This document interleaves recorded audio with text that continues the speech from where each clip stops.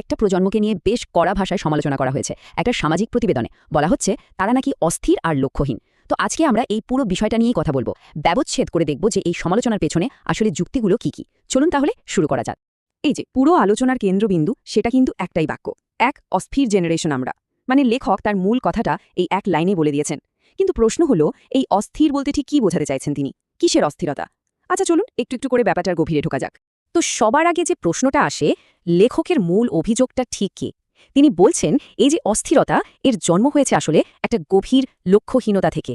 লেখকের মতে এই জেনারেশনের মধ্যে তিনটা খুব বেসিক বা মৌলিক জিনিসের অভাব। কি সেগুলো? কোনো নির্দিষ্ট লক্ষ্য নেই, কোনো আদর্শগত উচ্চাকাঙ্ক্ষা নেই, আর নেই কোনো মহৎ উদ্দেশ্য বা মিশন। লেখক বেশ জোর দিয়েই বলছেন এই যে একটা শূন্যতা, এটাই নাকি তাদের চরিত্রের একেবারে ভিত্তি তৈরি করে দিয়েছে। আচ্ছা, ভেতরের এই লক্ষ্যহীনতাটা তো গেল, কিন্তু এটা বাইরে কিভাবে প্রকাশ পায়? মানে তাদের আচার আচরণে এর প্রভাবটা কি? লেখক এবার ঠিক এই জায়গাটাতেই ফোকাস করছেন, বিশেষ করে তাদের সামাজিক ব্যবহার বা পাবলিক বিহেভিয়ারের দিকে। এখানে লেখক বেশ কিছু নির্দিষ্ট আচরণের একটা তালিকা দিয়েছেন। যেমন তিনি বলছেন এই প্রজন্ম নাকি বড়দের দেখে সালাম বা শুভেচ্ছা জানায় না, চলার পথে কাউকে ধাক্কা দিলেও সরি বলার প্রয়োজন মনে করে না। শুধু তাই না, অকারণে তর্ক করা, একটা উদ্ধত ভাব আর কৃতজ্ঞতার অভাব, এই সবই নাকি তাদের আচরণের অংশ। ব্যাপারটা আরও সহজ করে বোঝানোর জন্য লেখক একটা পাবলিক বাসের উদাহরণ টেনেছেন। তিনি বলছেন, ধরুন বাসে একটা সিট খালি হলো। কে সেই সিটটা পাওয়ার জন্য সবচেয়ে বেশি ধাক্কাধাক্কি করবে?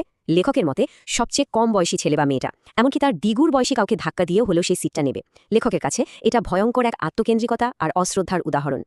এই যে একটা লাইন দেখছেন, এটা লেখকের পুরো সমালোচনার সারমর্ম বলা যেতে পারে। যে মজলিসে এই জেনারেশন দাঁড়িয়ে থাকার কথা, সেই মজলিসে তারা নিজের জন্য চেয়ার খোঁজ করে। মানে যেখানে অন্যদের সম্মান দিয়ে তাদের দাঁড়িয়ে থাকার কথা, সেখানে তারা নিজেদের আরামের জন্য ব্যস্ত। লেখকের ভাষায় এটাই তাদের প্রচণ্ড অধিকারবোধ আর শ্রদ্ধাহীনতার সবচেয়ে বড় প্রমাণ। সামাজিক আচরণের বিষয়টা তো গেল, এবার লেখকের সমালোচনার ফোকাসটা ঘুরছে আর একটা দিকে। সেটা হলো এই প্রজন্মের শারীরিক জগৎ থেকে বিচ্ছিন্নতা। তার দাবিটা বেশ পরিষ্কার, প্রকৃতি বলুন বা শারীরিক পরিশ্রম, এসব থেকে তারা যোজন যোজন দূরে সরে গেছে। এখানে লেখক খুব ইন্টারেস্টিং একটা তুলনা করেছেন। একদিকে রেখেছেন আগের প্রজন্মকে, যারা রোদে হাঁটত, বৃষ্টিতে ভিজত, আর অন্যদিকে এই প্রজন্ম, যাদের নাকি ঘাস, কাদা, পাতা এসব কিছুতেই অ্যালার্জি। তিনি আরও বলছেন মাত্র আধা কিলোমিটার রাস্তা যাওয়ার জন্য এরা নাকি ৩০ মিনিট গাড়ির জন্য অপেক্ষা করবে, কিন্তু হাঁটবে না। তার মতে এটাই শারীরিক খাটুনির প্রতি তাদের চরম অনীহার প্রমাণ। লেখকের অভিযোগের তালিকাটা কিন্তু এখানেই শেষ হচ্ছে না। তিনি আরও এক ধাপ এগিয়ে বলছেন এই প্রজন্ম নাকি ঠিকমতো হাঁটতেও পারে না, দৌড়াতেও পারে না। গাছে চড়া বা সাঁতার কাটার মতো সাধারণ স্কিলগুলো নাকি তাদের নেই। আর অ্যাডভেঞ্চারাস স্পিরিট বা অদম্য মনোবল, এইসব তো অনেক দূরের কথা। এত সব না পারার ভিড়ে লেখকের সবচেয়ে ঝাঝালো মন্তব্যটা কি জানেন? তিনি বলছেন এদের বাস্তব জীবনের কোনো স্কিল না থাকলেও একটা স্কিল কিন্তু আছে, আর সেটা হলো খুব দ্রুত স্মার্টফোন স্ক্রল করতে পারা। তো শারীরিক জগতের আলোচনা তো হলো, এবার লেখক নজর দিচ্ছেন তাদের ভেতরের জগতের দিকে, মানে তাদের মনন, তাদের ইন্টেলেকচুয়াল লাইফ। লেখকের মূল কথাটা হলো ডিজিটাল বিনোদনের বিশাল ঢেউয়ের নিচে এদের সাংস্কৃতিক জ্ঞান বা কালচারাল নলেজ একদম চাপা পড়ে গেছে। লেখকের মতে দিনরাতের যে একটা স্বাভাবিক ছন্দ আছে, প্রকৃতির যে চক্র, সেটা এদের জীবনে আর নেই। সেই জায়গাটা নিয়ে নিয়েছে একটা ডিজিটাল সাইকেল। সোজা কথায় এদের জীবন আর সূর্য ওঠা বা ডোবার সাথে চলে না, চলে মোবাইলের স্ক্রিনের আলোয়। লেখকের চোখে এদের ২৪ ঘন্টার রুটিনটা অনেকটা এরকম। সূর্য যখন উঠছে তখন তারা গভীর ঘুমে, সারাদিন কাটছে ঘরের চার দেয়ালের মধ্যে। সূর্যাস্তের সময়টা যাচ্ছে মোবাইলের স্ক্রিনে চোখ রেখে, আর তারপর সারা রাত ধরে অনলাইন। এক কথায় প্রকৃতির সাথে পুরোপুরি সংযোগ বিচ্ছিন্ন একটা জীবন। তাহলে প্রশ্ন আসে, এদের কাছে প্রায়োরিটি বা অগ্রাধিকার কোনগুলো? লেখকের তালিকাটা বেশ সোজাসাপটা। Online game, Facebook scrolling, YouTube দেখা, সিনেমা সিরিজ আর ফাস্টফুড। তিনি বলতে চাইছেন বই পড়া বা মাঠে গিয়ে খেলাধুলার মতো পুরনো অভ্যাসগুলো এই নতুন ডিজিটাল বিনোদনের ভিড়ে প্রায় হারিয়েই গেছে। লেখকে পুরো পরিস্থিতিকে একটা নাম দিয়েছেন, সাংস্কৃতিক নিরক্ষরতা বা কালচারাল ইলিটারেসি। এর মানে কি?